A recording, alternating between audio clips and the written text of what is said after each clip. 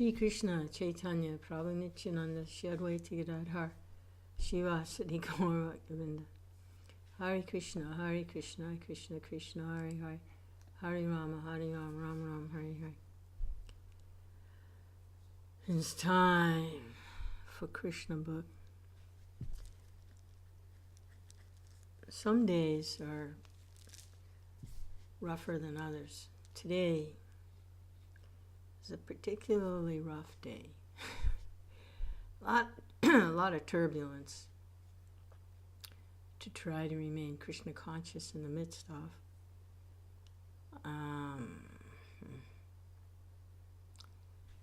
So, on those days, we make the most advancement on those difficult days. So, keeping that in mind,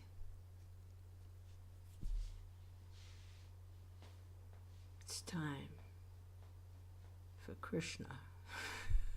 It's time for Krishna book. So this is part 3 of chapter 34, volume 2 of Krishna book, summary study of the 10th canto of the Srimad Bhagavatam by His Divine Grace A.C. Bhaktivedanta Swami Prabhupada, founder Acharya of the International Society for Krishna Consciousness. And so this is a continuation. This is part 3. Krishna is known as Yogeshwar, as is stated in the last portion of Bhagavad-gītā. Up to this point,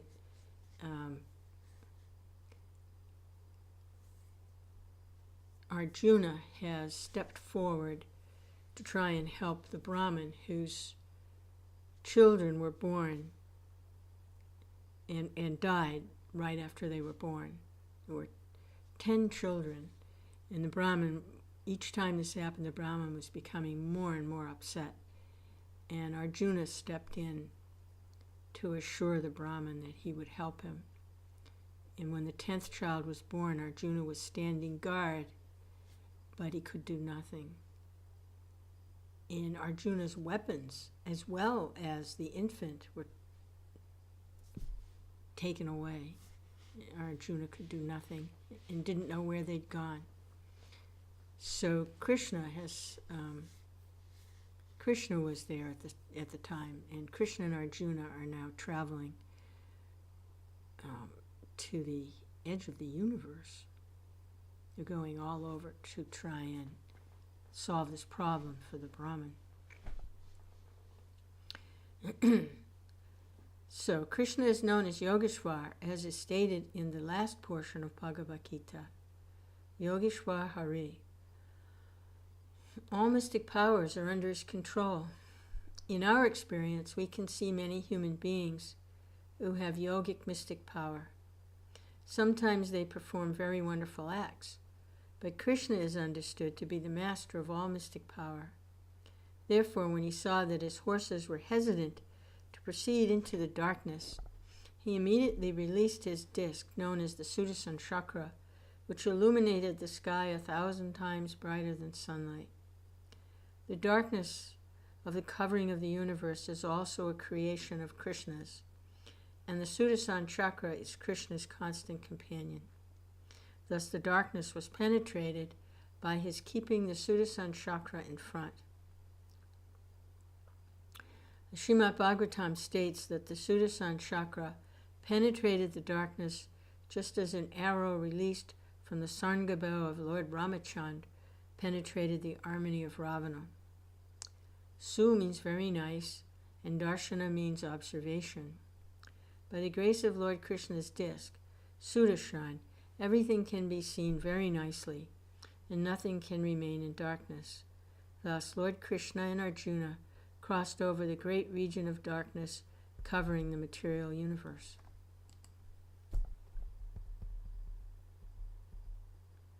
Arjuna then saw the effulgence of light known as the Brahmajyoti. The Brahmajyoti is situated outside the covering of the material universes because it cannot be seen with our present eyes, Brahma-jyoti is sometimes called avyakta. The spiritual effulgence is the ultimate destination of the impersonalists known as Vedantists. The Brahma-jyoti is also described as Anantaparam, unlimited and unfathomed. When Lord Krishna and Arjuna reached this region of the Brahma-jyoti, Arjuna could not tolerate the glaring effulgence and he closed his eyes.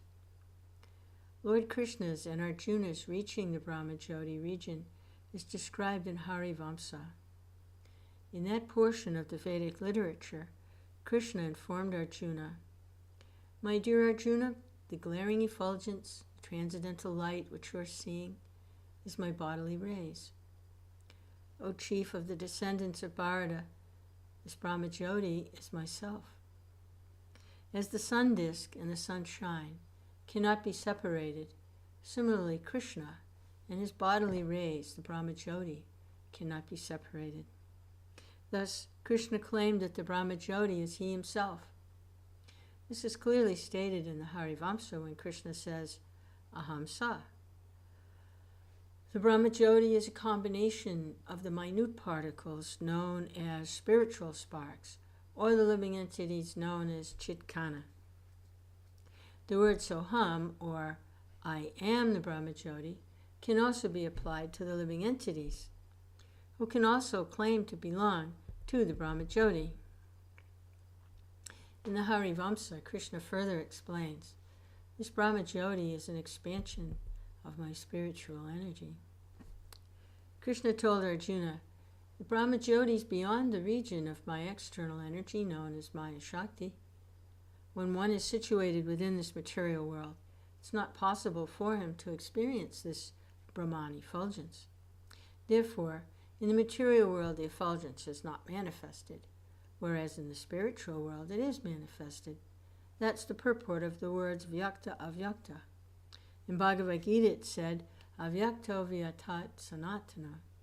Both these energies are eternally manifested. After this, Lord Krishna and Arjuna entered a vast, extensive spiritual water. The spiritual water is called the Kṛṣṇa. The Kṛṣṇa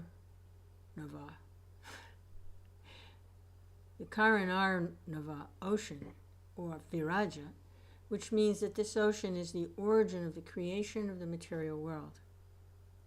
In the Mrityunjaya Tantra, a Vedic literature, there is a vivid description of this Kṛṣṇa ocean, or Virajana. It is stated there that the highest planetary system within the material world is Satyaloka, or Brahmaloka. Beyond that, there are Rudraloka and Mahavishnuloka. Regarding this Mahavishnuloka, it's stated in the Brahma Samhita, Ya Karanarnava Jale Bhajati Smayoga. Lord Mahavishnu is lying in the Kṛṣṇa ocean. When he exhales, innumerable universes come into existence, and when he inhales, innumerable universes enter within him. In this way, the material creation is generated again and withdrawn. When Lord Krishna and Arjuna entered the water, it appeared there was a strong hurricane of transcendental effulgence brewing, and the water of the Kṛṣṇa ocean was greatly agitated. By the grace of Lord Krishna, Arjuna had the unique experience of being able to see the very beautiful Kṛṣṇa ocean. Accompanied by Krishna, Arjuna saw a large palace within the water. There were many thousands of pillars and columns made of valuable jewels, and the glaring effulgence of those columns was so beautiful, Arjuna became charmed by it. Within that palace, Arjuna and Krishna saw the gigantic form of Anantadev, who's also known as Shesha. Lord Anantadev, or Seshanag, was in the form of a great serpent with thousands of hoods, and each one of them was decorated with valuable effulgent jewels, which were beautifully dazzling. Each of Anantadeva's hoods had 2 eyes, which appeared very fearful. His body was as white as the mountaintop of Kailas, which is always covered by snow. His neck was bluish, as were his tongues. Thus Arjuna saw the Seshanaga form, and he also saw that on that very soft, white body of Seshanag, Lord Mahavishnu was lying very comfortably. He appeared to be all-pervading and very powerful, and Arjuna could understand that the Supreme Personality of Godhead in that form is known as Purushottama. He's known as Purushottama, the best, or the Supreme Personality of Godhead, because from this form emanates another form of Vishnu, which is known as Garbhodakshaya Vishnu within the material world. The Mahavishnu form of the Lord, Purushottama, is beyond the material world. He's also known as Uttama. Tama means darkness, and Ut means above, or transcendental. Therefore, Uttama means above the darkest region of the material world. Arjuna saw the bodily color of Purushottama. Mahavishnu was as dark as a new cloud in the rainy season. He was dressed in very nice yellow clothing. His face was always beautifully smiling, and his eyes, which were like lotus petals, were very attractive. Lord Mahavishnu's helmet was bedecked with valuable jewels, and his beautiful earrings enhanced the beauty of the curling hair on his head. Lord Mahavishnu had 8 arms, all very long, reaching to his knees. His neck was decorated with the Kaustubha jewel. His chest was marked with the symbol of Srivatsa, which means the resting place of the goddess of fortune. The Lord wore a garland of lotus flowers down to his knees. This long garland is known as Vajrayanti garland. The Lord was surrounded by his personal associates, Nanda, Sunanda. The personified Sudarshan disk was also standing by him. As stated in the Vedas, the Lord has innumerable energies, and they were also standing there personified. The most important among them were as follows: Pushti, the energy for nourishment; Shri, the energy of beauty; Kirti, the energy of reputation; and Aja, the energy of material creation. All these energies are invested in the administrators of the material world, namely Lord Brahma, Lord Shiva, Lord Vishnu, and in the kings of the heavenly planets, Indra, Chandra, Varuna, and the sun god. In other words, all these demigods, being empowered by the Lord with certain energies, engage in the transcendental loving service of the Supreme Personality of Godhead. The Mahavishnu feature is an expansion of Krishna's body. It is also confirmed in the Brahma Samhita that Mahavishnu is a portion of a plenary expansion of Krishna. All such expansions are non-different from the Personality of Godhead, but since Krishna appeared within this material world to manifest his pastimes as a human being, he and Arjuna immediately offered their respects to Lord Mahavishnu by bowing down before him. It's stated in the Srimad Bhagavatam that Lord Krishna offered respects to Mahavishnu. This means that he offered obeisances unto him only because Lord Mahavishnu is non-different from he himself. This offering of obeisances to Krishna, by Krishna to Mahavishnu, is not, however, the form of worship known as Ahangra Upasana, which is sometimes recommended for persons who are trying to elevate themselves to the spiritual world by performing the sacrifice of knowledge. This is also stated in Bhagavad-gītā, Jnana Yagnena Chap Yante Yajantoma Upasite. Although there was no necessity for Krishna to offer obeisances because he's the master teacher, he taught Arjuna just how to respect should be offered to Lord Mahavishnu. Arjuna, however, became very much afraid upon seeing the gigantic form of everything, distinct from the material experience. Seeing Krishna offering obeisances to Mahavishnu, he immediately followed him, stood before the Lord with folded hands. After this, the gigantic form of Mahavishnu, greatly pleased, smiled pleasingly and spoke as follows: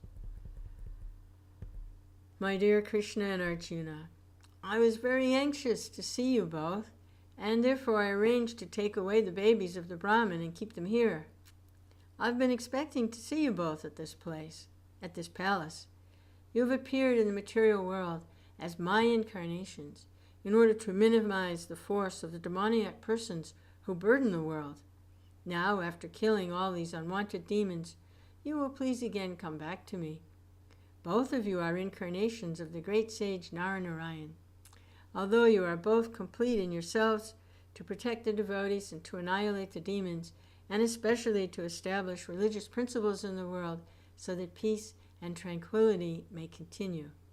You are teaching the basic principles of factual religion so that the people of the world may follow you and thereby be peaceful and prosperous. Both Lord Krishna and Arjuna then offered their obeisances to Lord Mahavishnu, and taking back the Brahmin's children, they returned to Dwarka via the same route which they had entered the spiritual world. All the children of the Brahmin had duly grown up, and after returning to Dwarka, Lord Krishna and Arjuna delivered to the Brahmin all of his sons. Arjuna, however, was struck with great wonder after visiting the transcendental world by the grace of Lord Krishna. And by the grace of Krishna, he can understand that whatever opulence there may be within this material world is an emanation from him. Any opulent position a person may have within this material world is due to Krishna's mercy. One should therefore always be in Krishna consciousness, in complete gratefulness to Lord Krishna, because whatever one may possess is all his mercy. Arjuna's wonderful experience due to the mercy of Krishna is one of the many thousands of pastimes performed by Lord Krishna during his stay in this material world. They were all unique and have no parallel in the history of the world. All these pastimes prove fully that Krishna is the Supreme Personality of Godhead, yet while he was present within this material world, he played just like an ordinary man possessing many worldly duties. He played the part of an ideal householder, and although he possessed 16,000 wives, 16,000 palaces, and 160,000 children, he also performed many sacrifices just to teach the royal order how to live in the material world for the welfare of humanity. As the ideal Supreme Personality, he fulfilled the desires of everyone, from the Brahmins, the highest persons in human society, down to the ordinary living entities, including the lowest of men. Just as King Indra is in charge of distributing rain all over the world to satisfy everyone in due course, so Lord Krishna satisfies everyone by pouring down his causeless mercy. His mission was to give protection to the devotees, to kill the demoniac kings. Therefore, he killed many hundreds and thousands of demons. Some of them he killed personally, and some of them were killed by Arjuna, who was deputed by Krishna. In this way, he established many pious kings, such as Yudhisthira, at the helm of worldly affairs. Thus, by his divine arrangement, he created the good government of King Yudhisthira, and there ensued peace and tranquility. Thus end the Bhaktivedanta purport of the second volume, 34th chapter of Krishna, Superexcellent Power of Krishna.